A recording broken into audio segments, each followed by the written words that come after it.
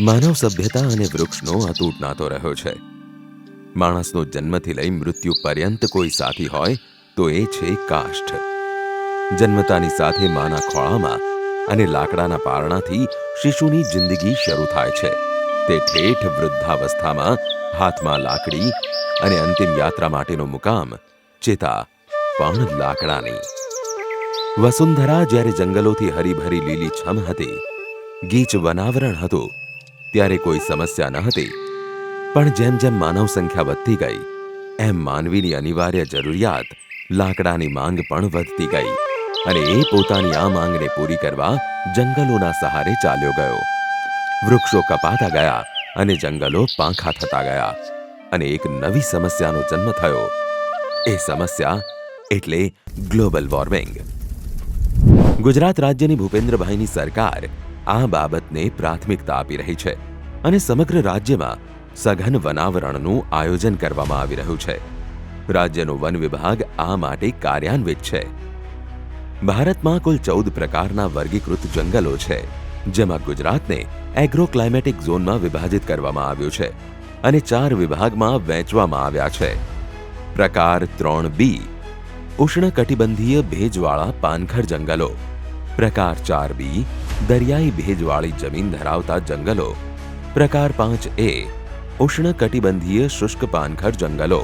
પ્રકાર 6B ઉત્તરીય કટિબંધ કાંટાળા જંગલો. ગુજરાત રાજ્ય 1,96,024 ચોરસ કિલોમીટર ભૌગોલિક વિસ્તાર ધરાવે છે. નેશનલ ફોરેસ્ટ પોલિસી 1988 મુજબ રાજ્યના ભૌગોલિક વિસ્તાર મુજબ 33% વિસ્તાર વનાચ્છાદિત હોવો જરૂરી છે. પણ આપણા ગુજરાતમાં જે વન વિસ્તાર છે એ આશરે 11%ની આસપાસ છે.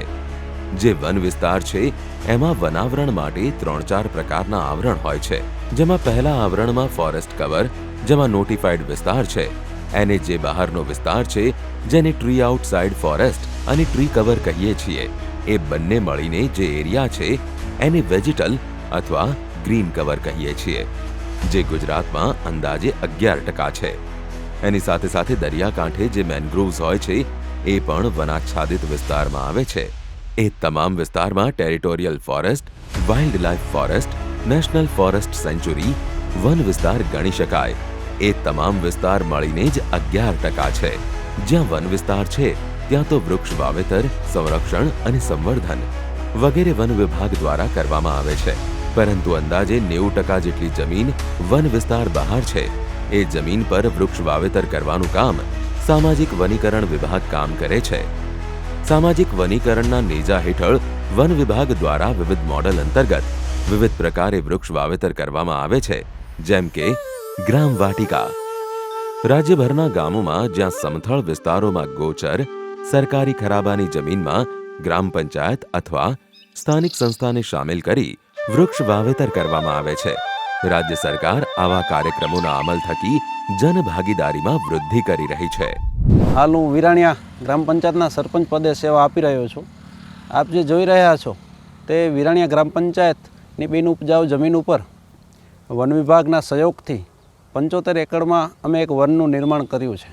આ વનનો સંકલ્પ જ્યારે માનનીય દેશના વડાપ્રધાન શ્રી નરેન્દ્રભાઈ મોદી દ્વારા આઝાદીને 75 વર્ષ પૂર્ણ થતાં આઝાદીનો અમૃત મહોત્સવ ઉજવવાની વાત નક્કી થઈ, ત્યારે અમારી ગ્રામ પંચાયતે પણ એવો સંકલ્પ લીધો કે આઝાદીના અમૃત મહોત્સવને અનોખી રીતે ઉજવવા માટે આપણે પણ આપણા ગામમાં કંઈક વિશેષ કાર્ય કરીએ. તો અમે એવું નક્કી કર્યું કે ગ્રામ પંચાયતની બિન ઉપજાઉ 75 એકડ જમીન ઉપર અમે ગામના જે સીવેજનું જે વેસ્ટ વોટર હોય છે એને યુટિલાઇઝ કરી, એનો સદુપયોગ કરી અને આ વનનું અમે નિર્માણ કર્યું છે. આમાં વન વિભાગ દ્વારા અમને જે આ પ્લોટને ફરતે ફેન્સિંગ છે એ અને જે વૃક્ષારોપણમાં જે વૃક્ષો એ વાવી દીધા છે, એ ફોરેસ્ટ ડિપાર્ટમેન્ટનો અમને સહયોગ પૂરતો મળ્યો છે. અને જે ગ્રામ પંચાયત દ્વારા જે પાણીનો સોર્સ છે એ ગ્રામ પંચાયત દ્વારા ઉપલબ્ધ કરવામાં આવી છે. અને આ જગ્યા ગ્રામ પંચાયતની માલિકીની હોતા આ બંને ગ્રામ પંચાયત અને વન વિભાગનો એક સંયુક્ત ઉપક્રમ છે. હરિયાળો ગ્રામ યોજના. જમીન માલિકની જમીન પર વન વિભાગ દ્વારા વૃક્ષારોપણ કરવામાં આવે છે અને માવજત જમીન માલિક કરે છે. વૃક્ષ ખેતી યોજના. રાજ્ય સરકારનું વન ખાતું વૃક્ષની ખેતી માટે પ્રોત્સાહિત કરે છે અને ખેડૂત વૃક્ષની ખેતી કરવા પ્રેરાય તો એને રાજ્ય સરકાર વળતર પણ ચૂકવે છે. આ વિવિધ મોડલના સફળ અમલીકરણને લીધે વન કવચની સઘનતા ઉત્તરોત્તર વધી રહી છે. પર્યાવરણ મોડેલ. સામાજિક વનીકરણ વિભાગ દ્વારા પર્યાવરણ સંતુલન જળવાઈ રહે એ માટે વૃક્ષની ખેતી કરવામાં આવે છે. વન મહોત્સવ. વન મહોત્સવ એ સામાજિક વનીકરણને સફળતા અપાવનારું મહત્વનું અંગ છે.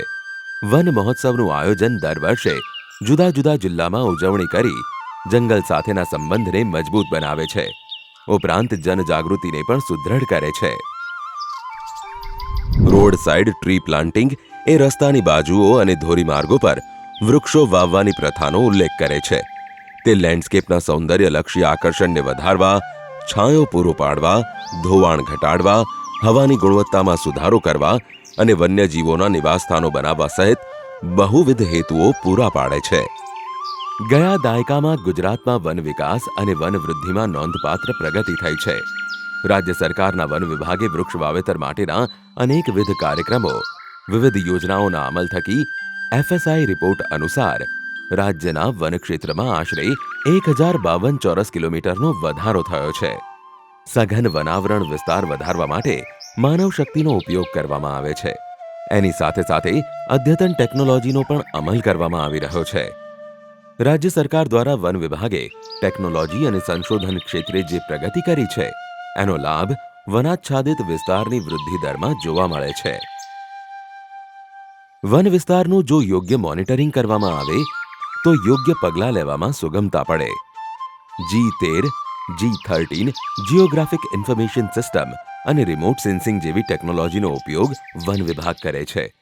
આ પ્રણાલીથી વન ક્ષેત્રનું મોનિટરિંગ અને સંરક્ષણનું કાર્ય આસાન અને ચોક્કસ થઈ રહ્યું છે. કેવળ મશીનરી ક્ષેત્રે જ ટેકનોલોજીનો સીમિત ઉપયોગ કરવાને બદલે વન વિભાગ દ્વારા હાઈટેક નર્સરીઓ બનાવી વાવેતર ક્ષેત્રે પણ ક્રાંતિકારી પગલાં લેવામાં આવી રહ્યા છે. ટિશ્યુ કલ્ચર, કલમ વગેરેના વિવિધ પ્રયોગો નર્સરીમાં કરી વૃક્ષ વાવેતર વિપુલ પ્રમાણમાં કરવામાં આવે છે. ટૂંકમાં વૃક્ષારોપણને ઓનલાઈન સર્વિસ પ્રોવાઈડ કરવામાં આવે છે, જેથી લોકો વૃક્ષ વાવેતરનો લાભ ઓનલાઈન પણ મેળવી શકે, વાવેતરમાં વૃદ્ધિ કરી શકે. વાંસ આમ તો વિશાળ ઘાસનો જ પ્રકાર છે, જેનો ઉપયોગ પ્રાણીઓ અને પશુધન માટે ખોરાક, ઔષધીય, સંગીતના વાદ્યો, હસ્તકલા, સિંચાઈ પ્રમાણી માટે તથા શસ્ત્રો બનાવવામાં વાંસનો ઉપયોગ થાય છે. વનાચ્છાદિત વૃક્ષ વૃદ્ધિ કાર્યક્રમ અંતર્ગત રાજ્યમાં બાંબુ મિશન યોજના અમલમાં છે. નડિયાદ પાસેની બાંબુ નર્સરીમાં વાંસની વિવિધ જાતોની કલમો વિકસાવી વાંસનું ઉત્પાદન વધારવાના પ્રયોગો કરવામાં વન વિભાગની કામગીરી પ્રશંસનીય રહી છે. આ ઉપરાંત વ્યાવસાયિક ઉપયોગીમાં બાંધકામ ક્ષેત્રે પ્લાયવુડ, કટિંગ બોર્ડ તથા કાગળ બનાવવા માટે વાંસ કાચા માલ તરીકે ઉપયોગમાં લેવાય છે. વન કવચ એ મુખ્યત્વે શહેરી વિસ્તારમાં અને અન્ય વિસ્તારમાં આવેલ પડતર જમીનમાં હરિયાળી વધારવા માટે એક ઝડપથી નાનું વન બનાવવાની પદ્ધતિ છે. એક નાનકડી જગ્યામાં પણ ઘનિષ્ઠ વાવેતર કરી શરૂઆતના 2 વર્ષ નિયમિત તેની સંભાળ લઈ પરિપક્વ બનાવવામાં આવે છે અને ત્યારબાદ તે કોઈ પણ કાળજી વગર વિકાસ પામે છે. રાજ્ય સરકારના વન વિભાગ દ્વારા વૃક્ષ વાવેતર માટે નવી જાપાની પદ્ધતિ અપનાવી વનાવરણ વધારવામાં ધારી સફળતા મેળવી છે. એ પદ્ધતિ છે મિયાવાકી. મિયાવાકી એ જાપાનીઝ વૃક્ષ વાવણી પદ્ધતિ છે. આ પદ્ધતિમાં નજીક વૃક્ષો વાવી સઘન વનાવરણ તૈયાર કરવામાં આવે છે. મિયાવાકી પદ્ધતિમાં જેવી જમીન એવા વૃક્ષોનું વાવેતર કરવામાં આવે છે. વળી ખૂબ નજીવા ખર્ચે 10 ગણી ઝડપથી ઉછળતા વૃક્ષોની જાતો વાવવામાં આવે છે. મિયાવાકી પદ્ધતિથી કરેલ વૃક્ષ વાવેતરને ઉનાળાની ગરમી નડતી નથી. વળી 3 વર્ષ પછી વૃક્ષો કોઈ પણ બહારી માવજત વિના વૃદ્ધિ પામતા થઈ જાય છે. આ પદ્ધતિએ ઉગવેલા વૃક્ષોનો ઘેરાવો અન્ય વૃક્ષો કરતા વિશાળ હોય છે. હંમેશા લીલાછમ્મ રહેતા વૃક્ષોનો ઓક્સિજન પાર્ક તરીકે પણ ઉપયોગ થાય છે. મિયાવાકી પદ્ધતિનો સફળ પ્રયોગ અંબાજી ખાતે કરવામાં આવ્યો છે. વન વિભાગ દ્વારા સ્ટેચ્યુ ઓફ યુનિટી, કેવડિયા ખાતે પણ મિયાવાકી પદ્ધતિ અપનાવવામાં આવી છે. ગુજરાત સરકારના વન વિભાગ દ્વારા જુદા જુદા સ્થળે સાંસ્કૃતિક વનો ઊભા કરવામાં આવ્યા છે, જેમાં વિવિધ પ્રકારના વૃક્ષો, રાશિ અનુસાર વૃક્ષો અને રોપાઓનું વાવેતર કરવામાં આવ્યું છે. દરેક છોડની સાથે એ છોડની માહિતી આપતું બોર્ડ લગાડવામાં આવ્યું છે. એટલું જ નહીં, એક QR કોડ પણ હોય છે જેમાંથી છોડ વિશેની સંપૂર્ણ માહિતી ઉપલબ્ધ થઈ જાય છે. રાજ્ય સરકારનો વન વિભાગ કેવળ વનાવરણ વધે એટલે વૃક્ષોનું વાવેતર કરે છે, પરંતુ વૃક્ષાચ્છાદિત ક્ષેત્રની વૃદ્ધિ સાથે સાથે સામાજિક વનીકરણ કાર્યક્રમમાં જોડાયેલા ખેડૂતોની આવક પણ વધે એ માટે પણ પ્રયત્નશીલ છે. વન વિભાગ દ્વારા FPO પ્રોજેક્ટ અમલમાં મૂકવામાં આવ્યો છે. ખેત ઉત્પાદક સંઘ FPO એ ખેડૂત જે કૃષિ ઉત્પાદન કરે છે એ ખેત ઉત્પાદનને વ્યાજબી ભાવ અને મોટું બજાર મળી રહે એ માટે એક મંચ પૂરો પાડવાનું કામ કરે છે. 7 વર્ષથી મારું 60 વીંગાનું વાવેતર છે નીલગિરીનું, પણ છેલ્લા 3 વર્ષથી કોઈ પ્રોફિટ થયો નથી. આ યર અમને FPOમાં જોડાણ કર્યા પછી અમને નેશનલ સ્ટીલ ટેમ્બરવાળા સાથે જોડાણ કરીને અમને સારામાં સારો રેટ અપાયો છે અને પૈસાની બાબતમાં બી સારું છે. એ લોકોનું એડવાન્સ પેમેન્ટ અમને કરે છે. વનાવરણની સઘનતા કાજે રાજ્ય સરકારે અનેક પ્રોત્સાહક નીતિ અમલમાં મૂકી છે. રાજ્ય સરકારે ગ્રીન બજેટ હેઠળ વન વિકાસ માટે વિપુલ નાણાં ફાળવ્યા છે. વન્ય જીવન સંરક્ષણ અને ટકાઉ વન વ્યવસ્થાપન માટે કેમ્પા યોજના પણ અમલમાં મૂકી છે, જેમાં રાજ્ય સરકારનું વન ખાતું વન રોપણ અને પુનર્જતન પ્રવૃત્તિ માટે ભંડોળનો ઉપયોગ કરે છે. આ યોજનાને જબરદસ્ત પ્રતિસાદ મળેલ છે. ઔદ્યોગિક વિકાસની સાથે સાથે વનાવરણના વિસ્તારનો પણ સમાંતરે વિકાસ થતો જોવા મળે છે. કેમ્પા ઔદ્યોગિક વિકાસની અનિવાર્યતાની સાથે સાથે વનાવરણની મહત્તા વચ્ચે સંતુલન સાધવાના સેતુ સમાન છે. વનાવરણની સઘનતા પર કોઈ પણ પ્રકારની હાનિ વગર ઔદ્યોગિક વિકાસ પણ નિરંતર થતો રહે છે. રાજ્ય સરકારના વન વિભાગ દ્વારા લાંબા ગાળાના આયોજનો હાથ ધરવામાં આવે છે, જેથી વનાવરણ વૃદ્ધિની પ્રક્રિયા નિરંતર ચાલતી રહે અને જનસમુદાય જોડાયેલો રહે. શહેરીકરણ અને ઔદ્યોગિકરણ પણ સતત ચાલતી પ્રક્રિયા છે, એટલે એના વિકાસમાં અડચણ ન આવે એ રીતે સમયાંતરે વૃક્ષ વાવેતર પણ નિરંતર રહે એવી કેટલીક કામગીરી પણ વન વિભાગ દ્વારા ચાલતી રહે છે. સાંસ્કૃતિક વિરાસત જળવાઈ રહે એ માટે રાજ્ય સરકારના વન વિભાગ દ્વારા અનેક સાંસ્કૃતિક વનો ઊભા કરવામાં આવ્યા છે. આ સાંસ્કૃતિક વનો પર્યાવરણીય રીતે ક્ષેત્રને શુદ્ધ કરે છે, સહેલગાહ માટેનું નવું સ્થળ બને છે. તદુપરાંત સાંસ્કૃતિક વનોને થીમ આધારિત નિર્માણ કરવામાં આવે છે. ઔષધીય રોપાઓ, વૃક્ષ તથા રાશિ આધારિત વૃક્ષ વાવી એની સંપૂર્ણ માહિતી દર્શાવતા બોર્ડ મૂકવામાં આવે છે. આમ વન વિભાગ વન્ય પ્રજાતિઓ વિશે લોકોને જાગૃત અને શિક્ષિત કરવાનું પણ કામ કરે છે. ગીર ફાઉન્ડેશન દ્વારા હિંગોળગઢ તથા ઇન્દ્રોડા પાર્ક જેવા પ્રાકૃતિક ઉદ્યાનોમાં શિક્ષણ શિબિરોનું આયોજન કરી શાળા કક્ષાએથી જ વિદ્યાર્થીઓમાં વન અને પ્રકૃતિ પ્રેમ જાગૃત થાય એવા કેમ્પોનું આયોજન કરવામાં આવે છે.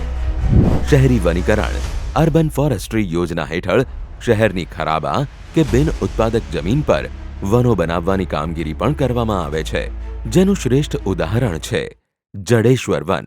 વટવા જેવા ઔદ્યોગિક વિસ્તારમાં જ્યાં એક સમયે કચરાના ડુંગરો ખડકાયેલા રહેતા હતા, ત્યાં વન વિભાગે એક વન તૈયાર કર્યું છે.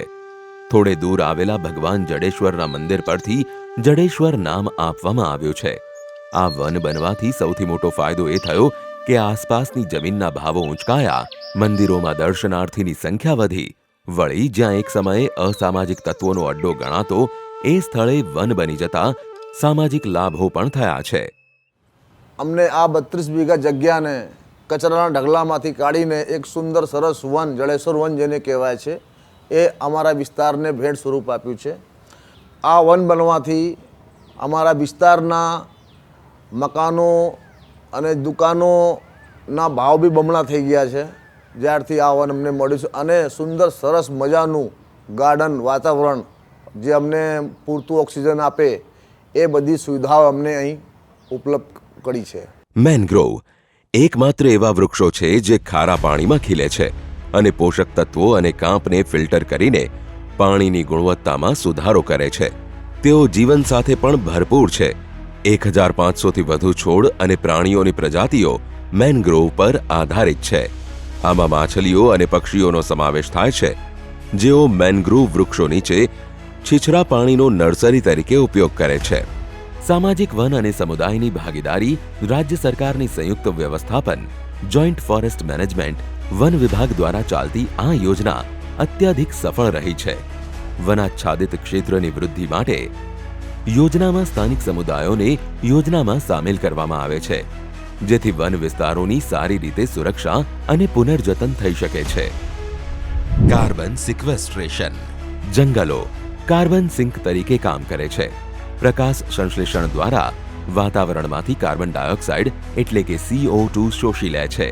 આ ગ્રીનહાઉસ વાયુઓની સાંદ્રતા ઘટાડીને આબોહવા પરિવર્તનની અસરોને ઘટાડવામાં મદદ કરે છે. જમીન સંરક્ષણ. જંગલો તેમની મૂળ સિસ્ટમો સાથે જમીનને સ્થિર કરીને જમીનના ધોવાણને રોકવામાં મદદ કરે છે. આ ફળદ્રુપ ટોચની જમીનના નુકસાનને ઘટાડે છે અને નદીઓ અને નાળાઓમાં ભૂસ્ખલન અને કાંપને અટકાવે છે. જૈવ વિવિધતા આધાર. જંગલો એ પ્રજાતિઓની વિશાળ શ્રેણીનું ઘર છે જે છોડ, પ્રાણીઓ અને સૂક્ષ્મજીવો માટે રહેઠાણ પૂરા પાડે છે. આ જૈવ વિવિધતા ઇકોસિસ્ટમ સ્થિતિસ્થાપકતા માટે નિર્ણાયક છે, જે ઇકોસિસ્ટમને વિક્ષેપોમાંથી પુનઃપ્રાપ્ત કરવા અને જીવન ટકાવી રાખવા સક્ષમ બનાવે છે. ગુજરાતમાં રાજ્ય સરકારના વન વિભાગ દ્વારા નવી પહેલ પણ કરવામાં આવી છે. વર્તમાન પ્રધાનમંત્રી અને એ વખતના તત્કાલીન મુખ્યમંત્રી દહેગામ પાસેના કંથારપુર ગામની મુલાકાતે ગયેલા. વિશાળ ઘેરાવો ધરાવતો આ વડ એક પ્રાકૃતિક સંપદા અને ધરોહર સમૂહ હતો. ગામ તથા આસપાસના લોકો માટે એ આસ્થા અને શ્રદ્ધાનું પ્રતીક ગણાતો. ગુજરાતમાં ભરૂચ પાસે શુક્લ તીર્થમાં કબીર વડ પ્રસિદ્ધ છે. બીજો કંથારપુરનો આ વડ. આ વડથી પ્રેરિત શ્રી નરેન્દ્રભાઈ મોદીએ નમો વડ વનની શરૂઆત કરાવી હતી. નમો વડ વનમાં રાજ્યના 33 જિલ્લાઓમાં કુલ 75 સ્થળોએ 75 વડના રોપાઓનું વાવેતર કરવામાં આવે છે. વાવેતર ઉપરાંત વન કુટીર, બાળકો માટે ક્રીડાંગણ, પક્ષીઓ માટે ચબૂતરો, યોગા સ્થળ, વોકવે, બાંકડાઓ તથા શુદ્ધ પીવાના પાણીની વ્યવસ્થા ઊભી કરવામાં આવે છે. વનાવરણની મહત્તાને સમજી માનનીય વડાપ્રધાન શ્રી નરેન્દ્રભાઈ મોદીએ વૃક્ષને માનવીય સંવેદના સાથે જોડી વધુને વધુ લોકોને જોડવા આહવાન કર્યું છે.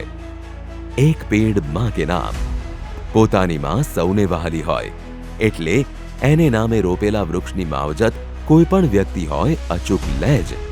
આમ માતૃભાવનાથી પ્રેરાઈને લોકો, પછી એ વિશિષ્ટ હોય કે સામાન્ય જન, પોતે વાવેલા વૃક્ષનું જીવથી વધારે જતન કરી એક વૃક્ષને આકાર આપે છે. એ વૃક્ષમાં એની ડાળી ડાળી, પાંદડા પાંદડાઓમાં માની મમતા અને ચહેરાની અનુભૂતિ મેળવે છે.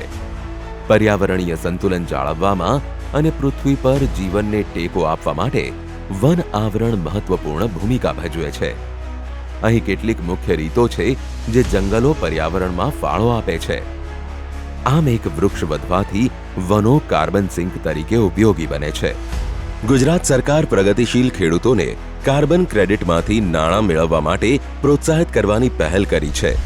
જાન્યુઆરી 2024માં ગુજરાત સરકારે મેનગ્રોવ પ્લાન્ટેશન અને એગ્રો ફોરેસ્ટ્રી દ્વારા કાર્બન ક્રેડિટ જનરેટ કરવા માટે 3 મેમોરેન્ડમ ઓફ અન્ડરસ્ટેન્ડિંગ MOU પર હસ્તાક્ષર કર્યા.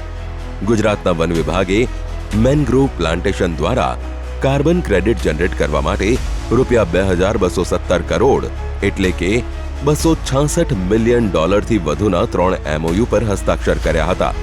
ભારતમાં આ પ્રકારની પ્રથમ ઘટના હતી. જંગલો આપણી જીવનરેખા છે, જે જીવનને ટકાવી રાખવામાં મહત્વપૂર્ણ ભૂમિકા ભજવે છે.